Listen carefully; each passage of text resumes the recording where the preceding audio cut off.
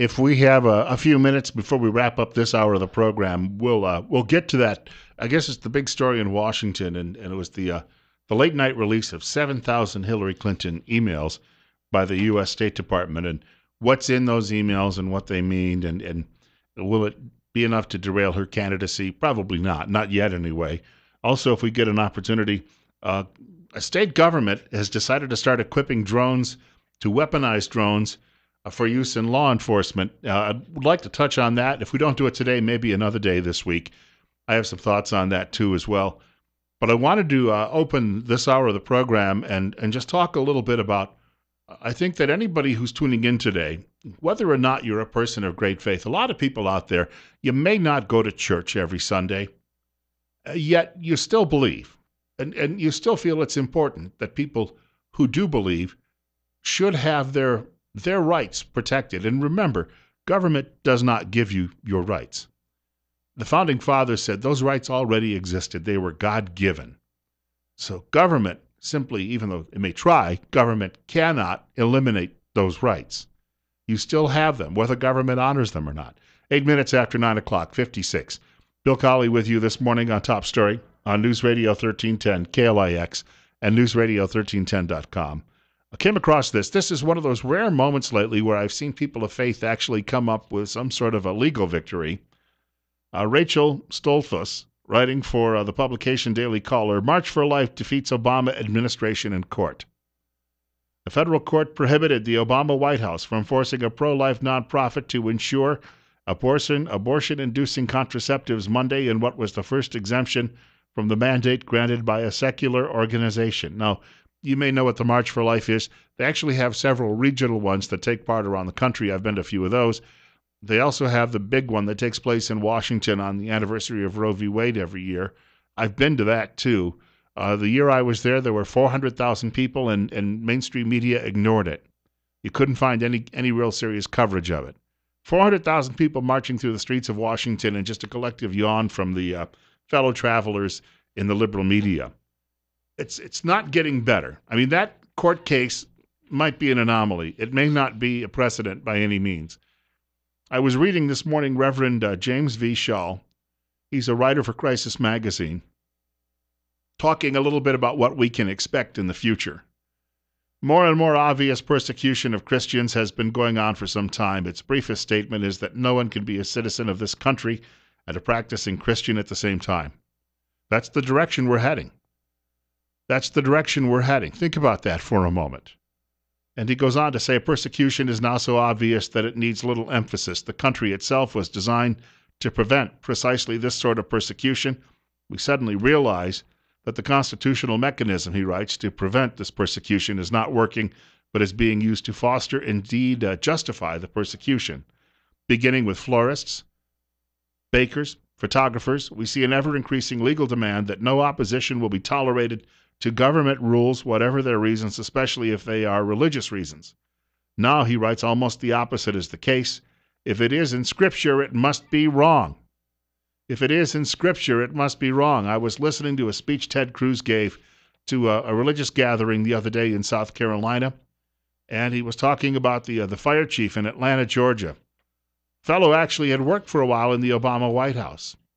He's a person of color, grew up in the inner city, wanted to be a firefighter all of his life, became one, ended up becoming the chief of a fire department in one of the largest cities in America. But he was also a Sunday school teacher and a devout Christian, so he wrote a book about Scripture and his faith. It got him fired from his job because, well, there are certain firefighters who like to handle hoses, and not necessarily their own.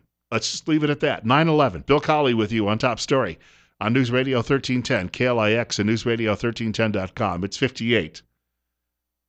Reverend Shaw goes on to write, several years ago, I recall Dr. Edmund Pellegrino remarked that for many in modern medicine today, there is no such thing as human nature. The function of the doctor is not the good health of the patient, but to be a servant to what the patient wants. If a man comes in and says he wants to be a woman, the doctor does not tell him that is silly or impossible. He tells him, we'll see what we can do. And that's what we're living in right now. And you think about How far can this go? Well, Ted Cruz, speaking before this group, the event was billed as We Stand with God. He even made some Idaho references because he was talking about a pastor from Boise who was rotting in a dungeon in Iran at the moment because the man refuses to sell out his faith and because he is a Christian.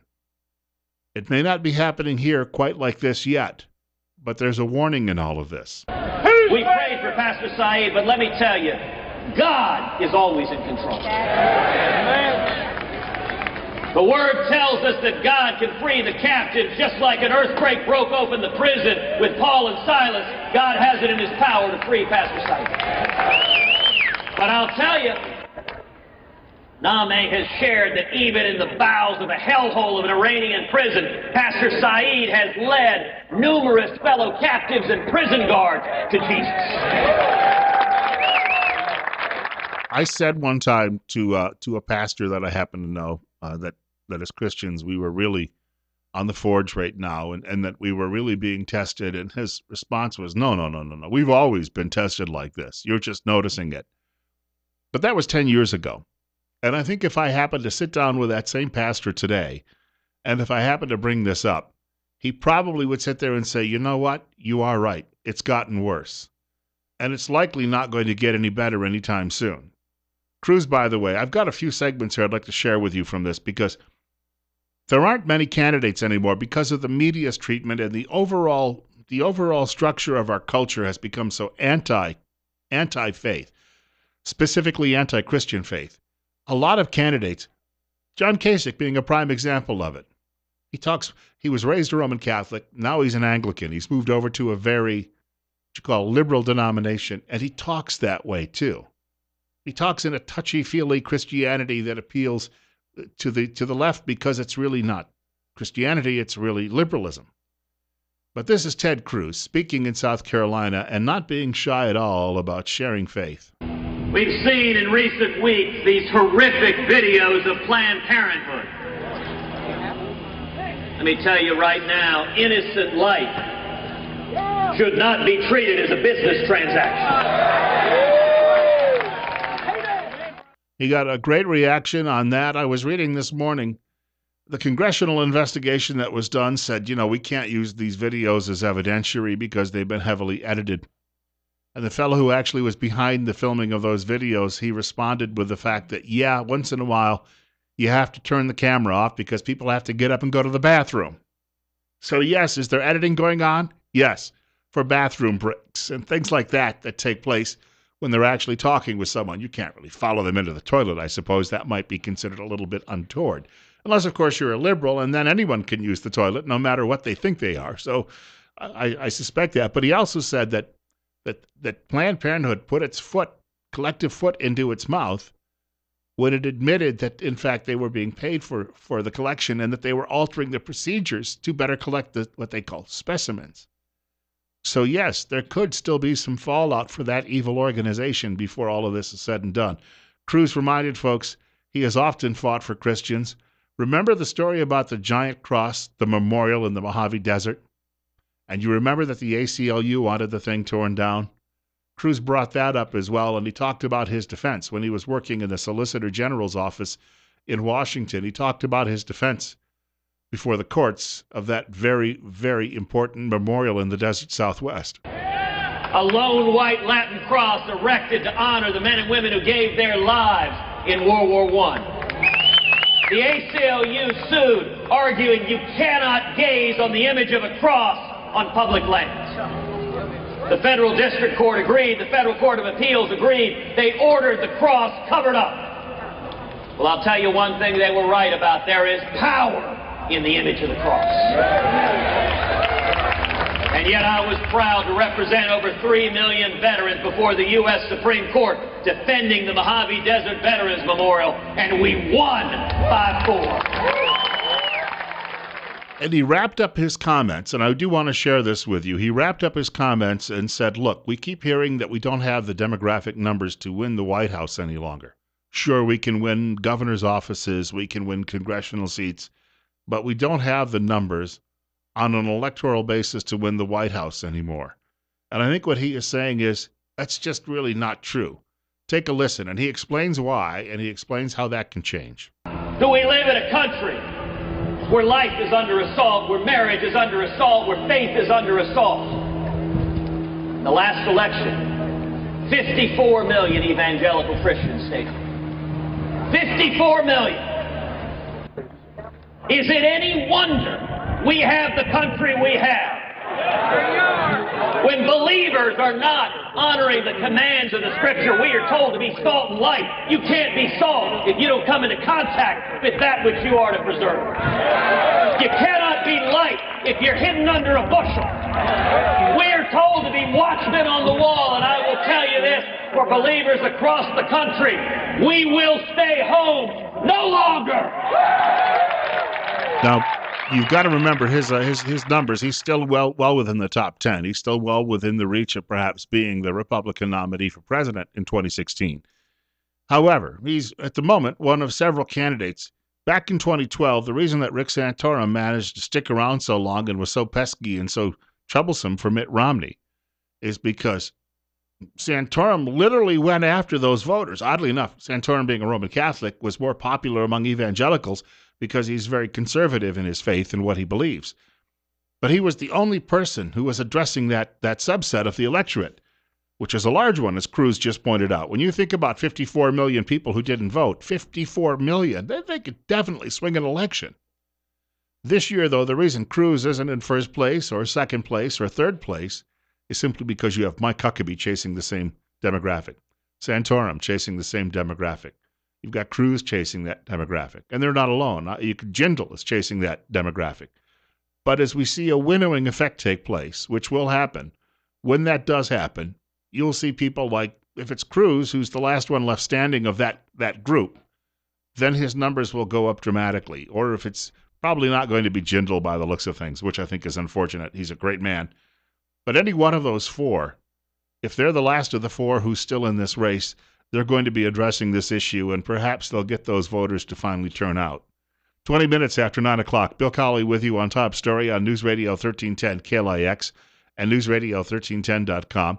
You can email the program by dropping me a line at bill.colley@townsquaremedia.com. That's bill.colley@townsquaremedia.com. We're coming up on a hard break. I'll try and take your telephone calls following that. Do hope you can stick around. We've got about 40 minutes of the program left, and as I said, we get an opportunity. I've got to share a couple of comments with you from David Clark, the sheriff of Milwaukee County. Wow. Here's a man that ought to be serving in a higher office. That's on the way on the program this morning. I was referencing Sheriff David Clark. If you're a regular TV viewer of Fox News Channel, you will recognize the name. He happens to be among he's part of that movement of the constitutional sheriffs in the United States. And more of our elected law enforcers are heading in that direction, saying that people don't realize, according to tradition in the early days of this country and even in the colonial period, the sheriff was the highest elected official in any jurisdiction. David Clark is very outspoken when it comes to law enforcement, especially keeping law enforcers safe. I have an email in front of me from BizPac Review. This just came into my email account, bill.colley@townsquaremedia.com. And the headline is, Black Panthers warn Texas cops week before shooting. And it says, we will be creeping up on you in darkness. That's a quote from the Black Panthers. And then on Friday night, you had a deputy pumping gas, no time to defend himself, not even aware someone was creeping up behind him, and then shot him and killed him. Shot him 15 times. 15. What is motivating people to do this? There were 7 police officers killed in a 10-day stretch through Friday night in this country, across the country. There were these shootings going on, sometimes involving just a domestic disturbance, not necessarily related to Black Lives Matter. We'll be clear about that. But a great many of these shootings appear to be ginned up by people on the American left. David Clark was speaking on the Cavuto program on Fox News, and he said he's not mincing words following the 7 dead law enforcers, and he also believes that there are specifically people that need to share the blame in this country, and he says they aren't doing it. I'm disgusted that there's been no sense of urgency by the President of the United States over these cop killings. Look, He breathed life into this anti-cop sentiment, this cop hatred, and he stands by as it goes on. He went out and visited a federal prison, for heaven's sakes, federal prisoners, and as he pardoned 46 of them, I would like to think that he'd take just a moment of his time, get off the golf course for a day, and go visit a police station, attend a roll call, and encourage the men and women who go out and sacrifice every day and put their lives on the line to better their community. Look, this assault that happened in Houston is an assault on our standard of living and our American way of life. The law enforcement officer defends the rule of law. The rule of law is the bedrock of a democracy, and now that's under attack. I was heartened the other day when I learned that the Twin Falls Youth Council, these are the people who may be they're likely, I think in many cases, going to be your future elected leaders in this region, whether or not in the city of Twin Falls, perhaps in the county, and maybe even beyond. They are putting together a rally to support law enforcement. And I think even if you've had a run-in occasionally with law enforcement, first of all, you got to look in the mirror and ask, was I deserving of it? And most of the time, I think people are going to say, yep, you were. And yet, I still think that you have to understand, too, that in most instances, and sometimes there are misunderstandings, and sometimes we don't always communicate well when we're in one of those situations, but for the most part, those people doing that job, they simply want to get through the day and make it home to their families. Deputy Goforth in Harris County, Texas, did not make it home to his family last Friday night, to his wife and 2 young children, because some thug got his jollies off, shooting him in the back of the head, and then shooting him 14 more times as his corpse was sprawled on the pavement at the gas station. Sheriff Clark went on to say that he wanted to praise the thousands of people who came out in the Houston, Texas area to mourn the deputy.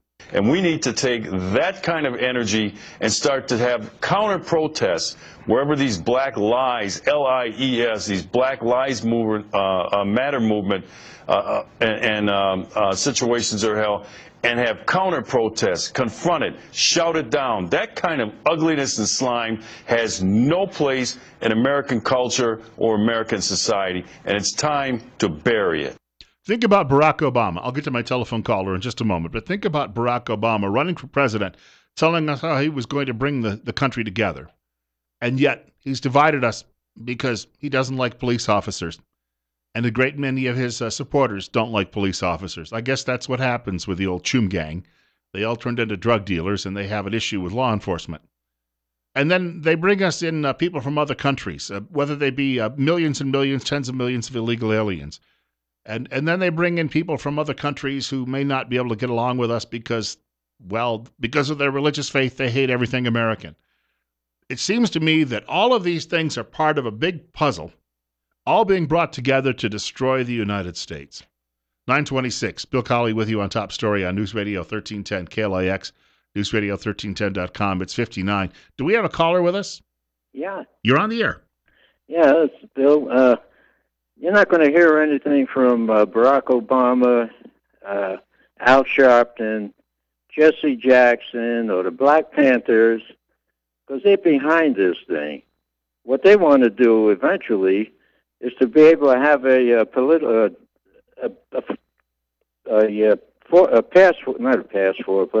force, federal police force, to where they can come in, run the country any way they want, come in and disarm the American people, and Right. This is just what this guy is up to. All I can tell them, and thank you for the call, all I can tell them is if you plan to disarm some 70 million Americans who own firearms, and they only own about 350 million firearms, you know what? Yeah, come around and try. You know, you can even have Jackson and Sharpton do the door knocking. 928, you're up next. You're on the air on News Radio 1310 KLIX. All right, 736-0300, 736-0300. You see, they wouldn't be the people who would be out there. They would assign someone else to do that. And then they would claim if someone actually, as they were trying to kick down someone's door and took a shot at them, that was all because of racism. People are going to defend themselves. This officer, and the unfortunate thing that happened in Georgia last night, guy ends up going to the wrong address, apparently maybe even dispatched to the wrong address. because he's got a call of a suspicious activity going on around a house, and he ends up shot and he's in critical condition. Now, we're going to learn more about this. Did the homeowner know that he was coming through the door, that he was a police officer? Or did he just see, somebody in the shadows and decide to shoot? If it's the first one, it may well be, again, it's someone who just doesn't like police officers, and just because of the mistake, the officer paid for it. You're up next. You're on the air. Yeah, morning, Bill. Hey, this Black Lives Matter movement and the shooting in on this officer, it reminds me an awful lot of the type of people that are involved with ISIS. And I know that's controversial to say, but that's something they would do, go up and assassinate people first that are trying to defend good and do the right thing. Yeah, I think it's a good analogy. I thank you much for the telephone call. I think that the people who are behind this movement, ultimately, and as a caller said earlier, you've got people who want to take over the government, federalize the police, try to take guns away. Good luck. But I don't think they're going to get that far. I think we're seeing a pushback in this country we haven't seen since the days of Ronald Reagan running for governor in California and Richard Nixon for president way back in the late 1960s.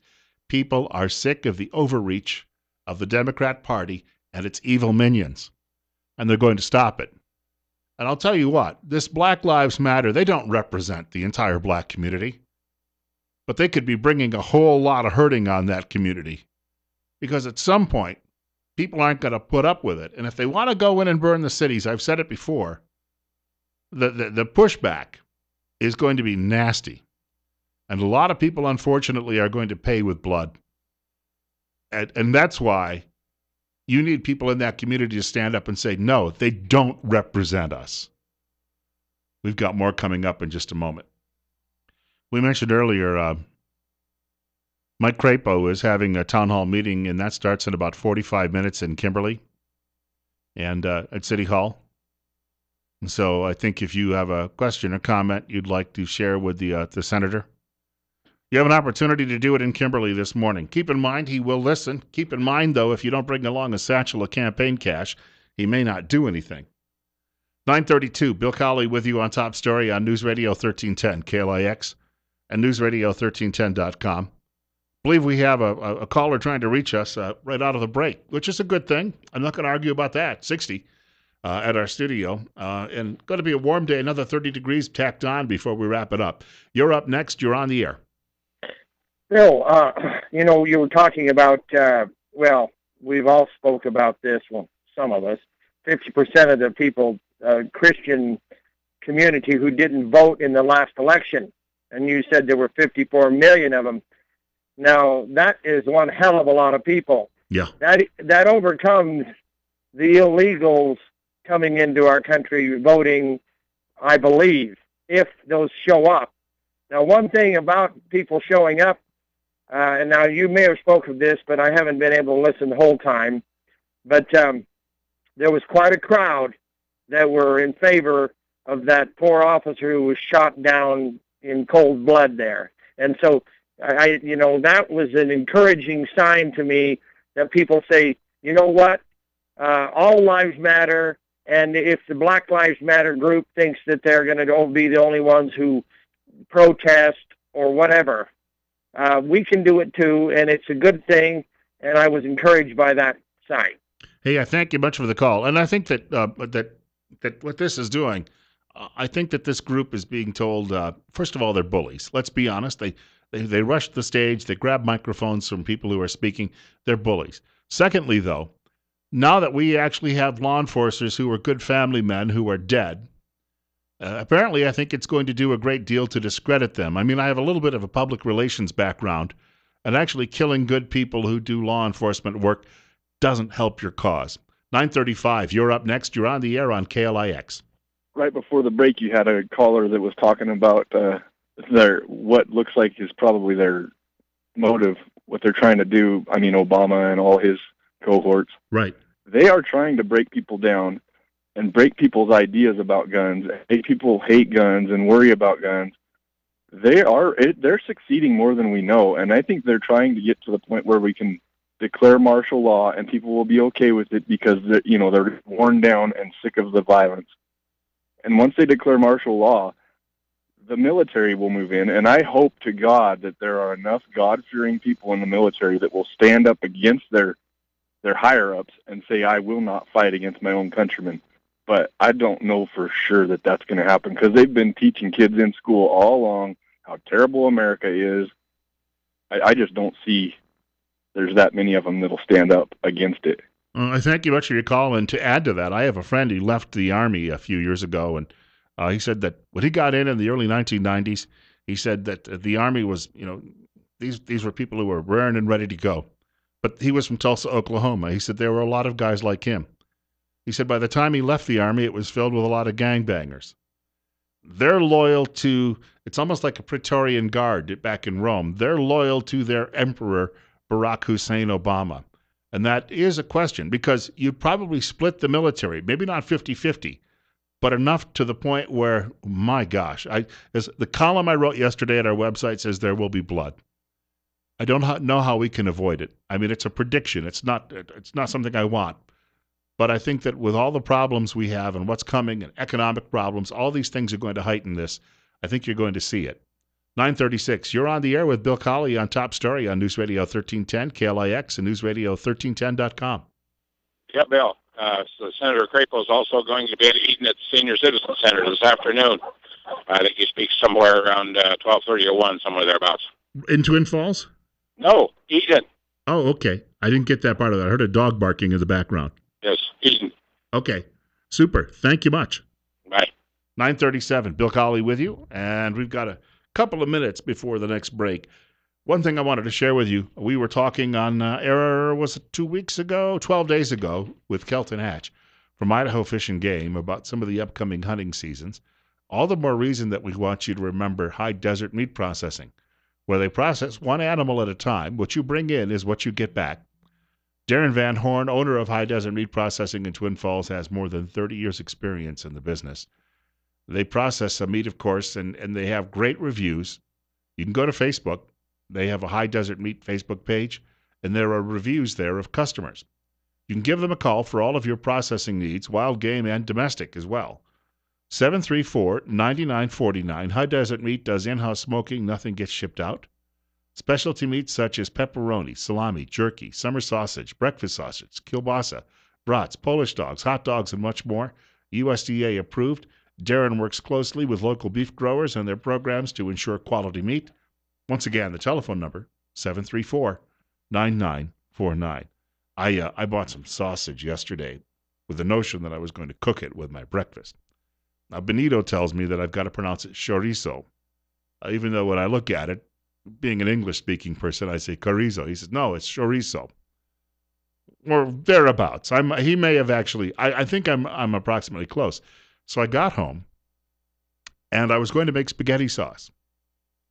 I thought I had some ground beef or some ground turkey in the freezer. Guess what? I didn't. So I took that sausage. I'm not apologetic at all for being a meat eater. And whenever I read the spot for High Desert Meats, it makes my mouth water, especially when I get to that part about all of the different sausages. But I made some spaghetti sauce yesterday, and I actually ended up putting the chorizo in the spaghetti sauce. Don't know yet what it tastes like, but I assume it's going to be okay. And I took one of those great big softball-sized Walla Walla onions, and I sliced up the entire thing and put that into the sauce as well. I wasn't done. Then I reached over and I grabbed some ground garlic, and I put in about a fork and a half full of ground garlic in there. Now, the thing is, it'll taste great. Also, if you have some pesky neighbors or coworkers, it'll keep them away from you for days at a time. We have a break on the way. Bill Colley with you on Top Story on News Radio 1310, KLIX, and newsradio1310.com. Speaking of law enforcement, should law enforcement be able to weaponize drones to assist in their efforts, or its efforts? That on the way, coming up in a couple of minutes. On Top Story on News Radio 1310, KLIX, and newsradio1310.com. 60 and 20 minutes away from 10 o'clock. Just a quick reminder, I think most of you who are probably going already know that the Twin Falls County Fair opens tomorrow. Also tomorrow on our program between 8:30 and 9 o'clock, Dr. Jonathan Tripp from Tripp Family Medicine he joins us, or one of his associates joins us on Wednesday mornings during that half hour. We call it Better Health, and we have an opportunity to talk about health issues. We have a new issue every week. We welcome your telephone calls, too, as well, at 736-0300. That's 736-0300. And the doctor is going to talk about the fair tomorrow. Of course, it's going to be a bit of a lighter topic because it's fun. Of course, fun is good for you and kicks off those endorphins. But there's some things, too, you've got to remember. Safety things, I think, that come up every time we have a fair. And he'll delve into those while he's on the show with us tomorrow morning. So we're looking forward to that. And reminding you that if you have an interest in getting in touch with the doctor and perhaps you're looking for someone in family medicine, you can find Trip Family Medicine on Fillmore Street in Twin Falls, directly across from the main post office. And remember, life's too short not to feel good. Coming up on 9:44, I'll squeeze in a caller here. Then what I'd like to do is just share a quick story with you about drone use by police departments and one state that has legalized weaponizing those drones. That's on the way in just a moment, but first we'll get to the telephones. You're on the air with Bill Colley at Top Story. Good morning. I just want to encourage the community not to sit home and feel fearful about the changes that are happening in our nation or in our community, but to take action. There are a lot of good groups of people out here that are looking out for each other, one of which is the Twin Falls chapter of Act for America, Liberty organization that looks out for each other and our liberties. I just want to encourage people to get involved as they see the changes and not become hermits through fear or the changes that they're seeing that they might be afraid of, and to look for people that can support them and be companions with them during this adjustment that our nation is making. Is there a place you could direct them? Act for America, it does have. I know that Brigitte Gabriel put together, of course, a website some years ago. But do they have individual local websites? They don't have individual local websites, but someone can find the chapters that are in Idaho by going to www.actforamerica.org, and you can just look on there for the local chapter. There's also a meeting that's going to be held at 7 o'clock this Thursday. It'll be at the Rosenau Community Room. We rent that. And that'll be the monthly chapter meeting for Act for America. And we're just a liberty organization. We're looking out for our liberties. That's what Act for America does. For the sake of our traditional values, we are concerned to hold the Constitution in place and uphold that law, as well as many other aspects that are really important to us as Americans. I thought about that. That meeting because one of the Rosenau vehicles was in our parking lot this morning, but luckily not the hearse. So. Oh, yes, that's a good thing. Well, thank you much. Your coworkers are walking away today. Yes. Hey, thank you much. Good luck Thursday. Thank you, sir. 9:46, Bill Colley with you on Top Story. It was a pickup truck, but it had the Rosenau logo on the side. It's the black station wagon that I'm concerned about when I see that coming for me. North Dakota. Now, North Dakota is a state, I think, that is a lot like Idaho. In fact, I've been talking about it for a couple of weeks. Last week I was on the radio in South Dakota, which is also a lot like North Dakota. Although you don't tell the people in South Dakota or North Dakota they're like the other one. That just it rubs them the wrong way. North Dakota has decided to go ahead and legalize weaponized drones for law enforcement. This comes from the Daily Signal. North Dakota just legalized police drones to be outfitted with tasers, pepper spray, and other non-lethal weaponry. As the drone debate continues over right to airspace versus right to privacy, the North Dakota bill is the first that moves the devices from a surveillance and reconnaissance tool into a flying weapon, lethal or not. Privacy issues aside, drones do have many positive benefits. They're being used a lot by ranchers here in Idaho because you want to keep an eye on irrigation and crop growth, and it's a great tool to have.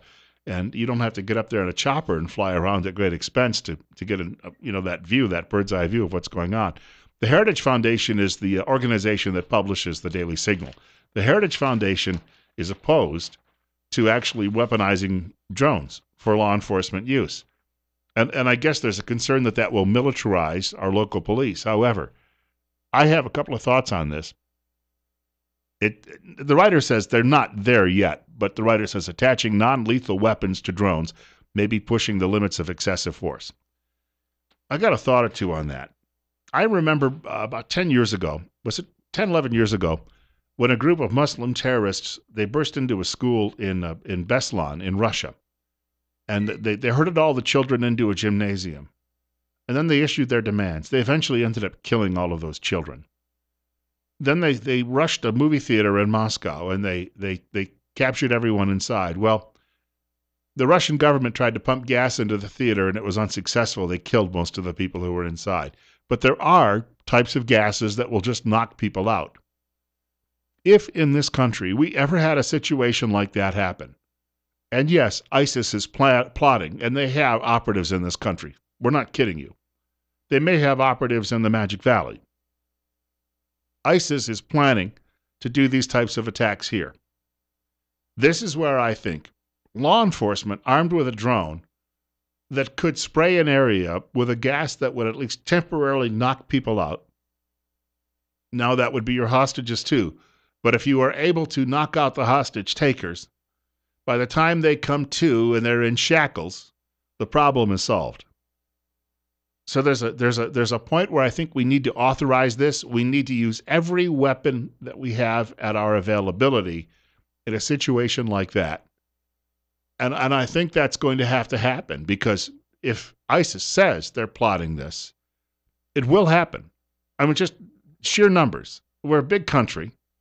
We have a lot of small towns all across the country. And for the odds, I mean, if you look at them, it may not happen today, it may not happen next year, it may not happen in your town, but it's going to happen somewhere. And it's going to happen within our lifetimes, I should say. We've got Mike Gallagher on the way in just a moment. You're listening to Bill Colley this morning on Top Story on News Radio 1310 KLIX and newsradio1310.com. Gallagher is brought to you exclusively by the financial advisors at Waddell & Reed in Twin Falls, 736-6563.